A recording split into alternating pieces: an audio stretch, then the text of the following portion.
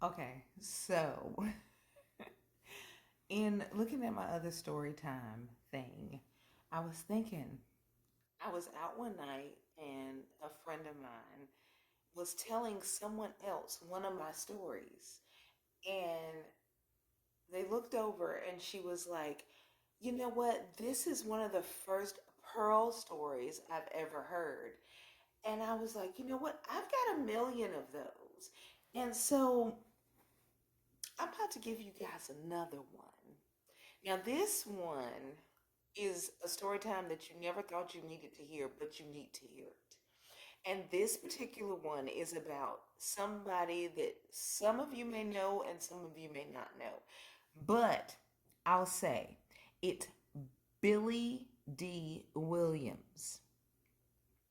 Now, for some younger people who are nerds who might have watched Star Wars a time or two, he was Lando Calrissian. Okay, yes, he was Lando Calrissian. And this is my story time about the time that I met Lando Calrissian in a restaurant. Now, let me just break it down. My ex, which means not my last ex, but my ex before him. Very tumultuous situation. Tumultuous. Yes. We went to Los Angeles, California, Burbank to be specific. And we stayed in his home, a very nice home. I think it was built in the 1920s, 1930s. It was beautiful. Pool, gorgeous, whatever. And he took us out one night. And he took us out to, I think it was Italian. I want to say it was an Italian restaurant. And to be honest, the whole time I was in California, I kept seeing stars. I saw Newman from Seinfeld, who was the first guy that got killed in the first Jurassic Park. I saw the little girl, the daughter from Weeds. I also saw the guy who cut Angela Bassett's hair in Waiting to Exhale. If you know, you know. Anyway, I saw all those people. Nobody else around me noticed these people but me. But anyway, I digress. Moving on, we were in this Italian restaurant. It was very nice. I want to say Pirates of the Caribbean had just come out. So Keira Knightley was on one. Everybody was on her Zick, period. She was the shit. So we were sitting in the restaurant, and I look over to my right, and I see this woman. Now, this is a nice restaurant, so everybody is pretty much dressed nicely. I'm dressed nicely. Everybody I'm with is dressed nicely. Here, I look over, and it's my dog's automatic feeder. Don't be alarmed. Anyway, I look over, and Keira Knightley herself is sitting at a table across from me. And so I'm like, I legit go into fangirl mode and I'm like, oh my God, that's Keira Knightley. Oh my God, literally 5 pounds.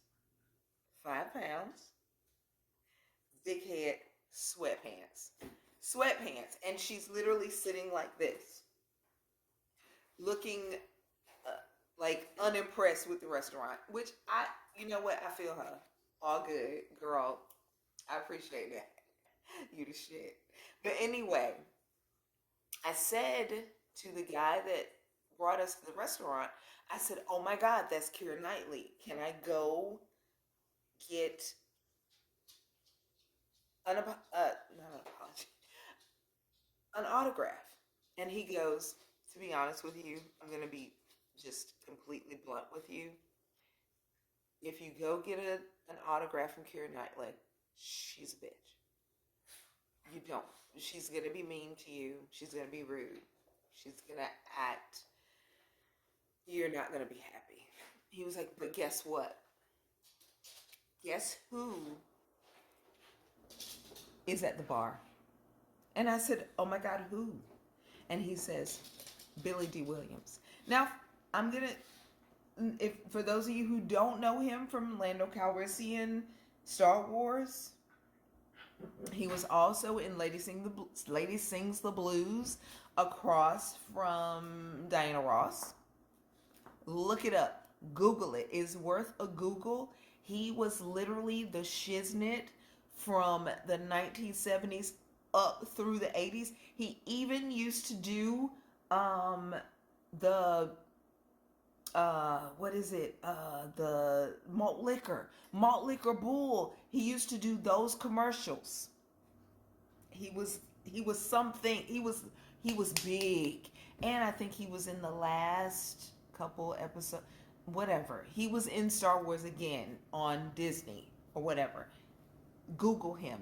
Billy D. Williams. Okay, he was a big thing. And he was known for being fly and like suave and gorgeous, and all the women loved him. Well, anyway, so I said, okay, I'll go ask him, even though I wasn't all about Billy D. Williams. So I walk up to the bar and I tap, tap, tap him on the shoulder. And I say, hi, are you Billy D. Williams? And I said it just like that. And I said it like that because I wanted him to, even though I knew he was Billy D. Williams, but I wanted him to feel like I was, So I just said, hello, are you Billy D. Williams? Let me let me get my acting chops together. He literally turns around like this in my face and goes, why, yes, I am. And I just want to say, I saw you when you walked into the restaurant. And I said to myself, that is one fine chocolate woman. And that scent you're wearing, impeccable.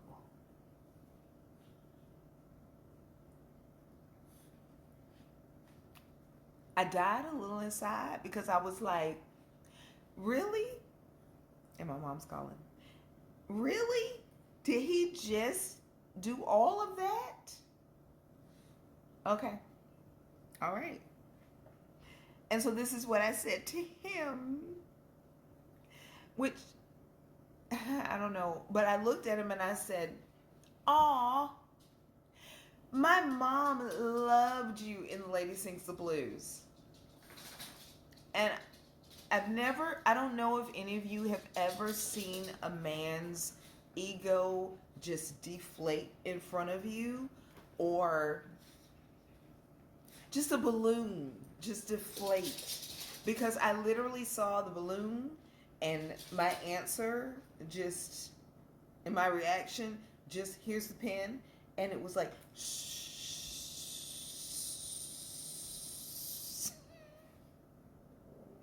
It was so bad. And I felt kind of bad, but I couldn't let down my whole thing. So I just kind of looked at him, and he said, he put his hand on the bar, and he said, Paul, I'm assuming that was his assistant. And he says, Paul, go get her a picture from the car. And why? We're standing there waiting for Paul to come back from the car. And I'm like, oh my God, how was it to act across from Diana Ross? And he's like, it was great. Like, he was literally over it because he literally thought he was about to get it. He thought he was about to get it. And here comes Paul back, and he hands me, wait for it, an autographed picture of Lando Calrissian.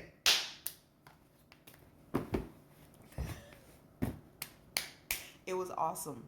And so the moral of the story is, always smell good, because you never know who you're gonna run into. Never. All right, I'm out. Bye.